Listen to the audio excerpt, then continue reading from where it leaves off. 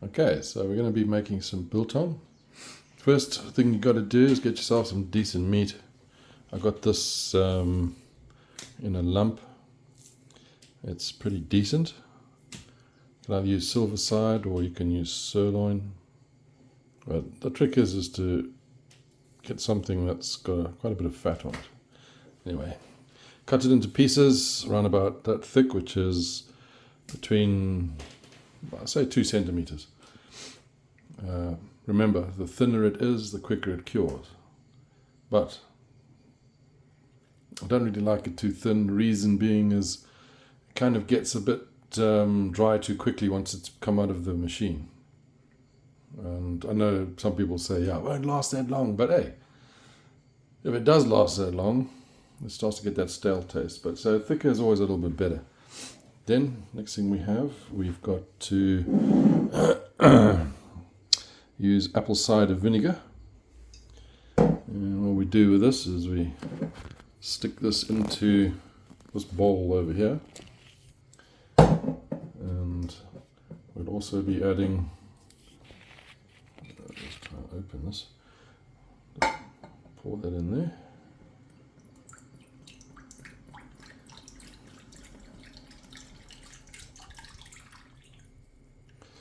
Like that. That's probably about half a bottle.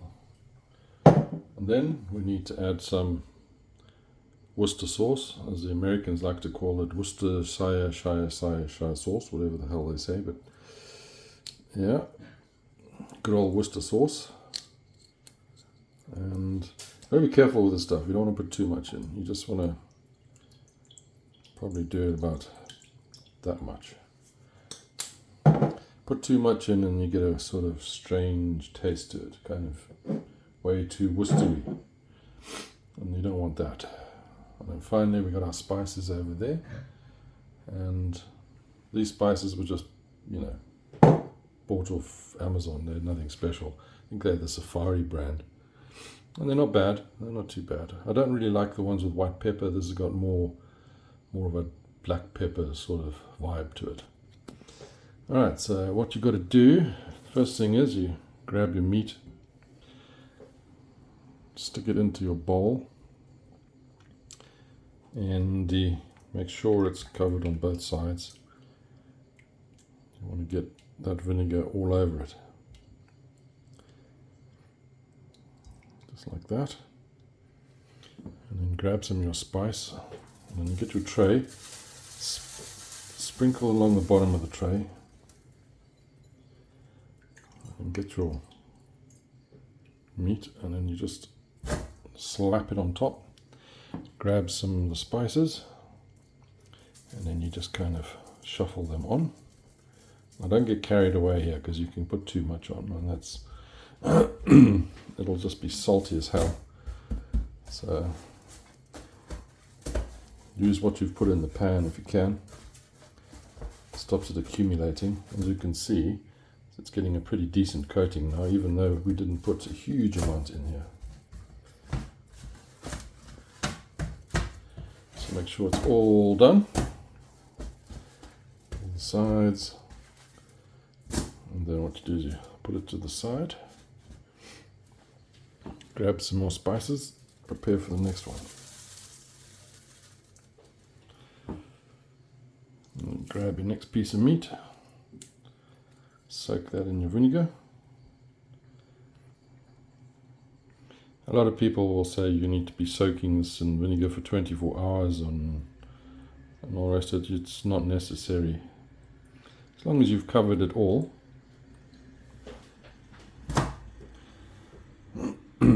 it'll come out quite nicely. Again, you want to scooch this on.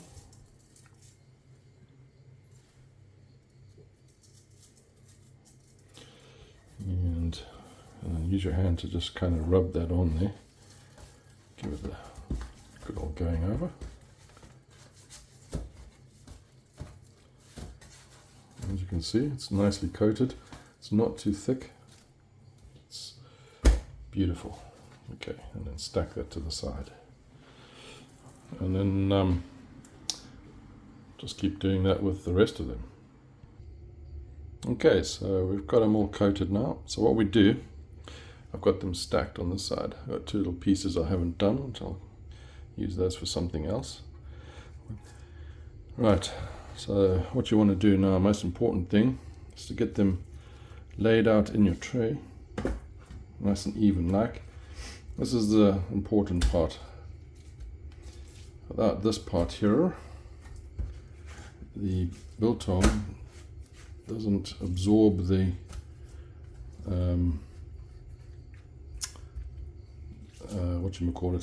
the vinegar and the spices.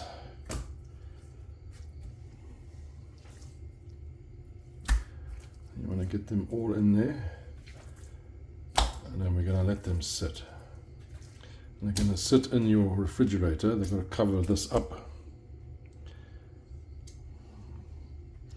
Right, so we have to cover this up, and then that'll sit in the refrigerator for, I like to leave it for 4 hours. And that's it. You don't need to leave 24 hours or anything like that. 4 hours is plenty.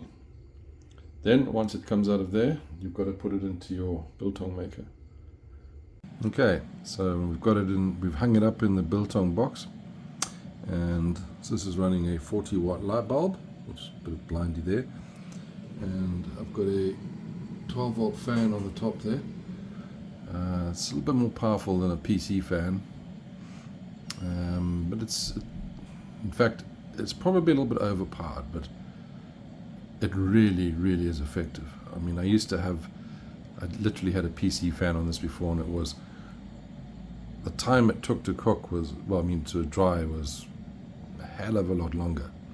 So yeah, very impressed with that. That's pretty good. The biltong, I've got 10 sticks in here, which we prepared earlier. We're going to be looking at 3 days approximately. Time until it's cured, well, it depends how thick they are really. But as you can see in there, some sticks are thicker than others. And it's important when you put them inside here, they must not touch each other, and they must not touch the sides of the box. They must not touch the bottom. The only thing they must touch is the bar and the hook. If you have them touching the sides, you're going to get mold. You're going to get, you always hear stories of people saying, they've got all kinds of horror and white mold, and it's gone bad. You'll find the biltong is touching. So yeah, anyway, that's how you do it. And 3 days from now, we're going to be enjoying.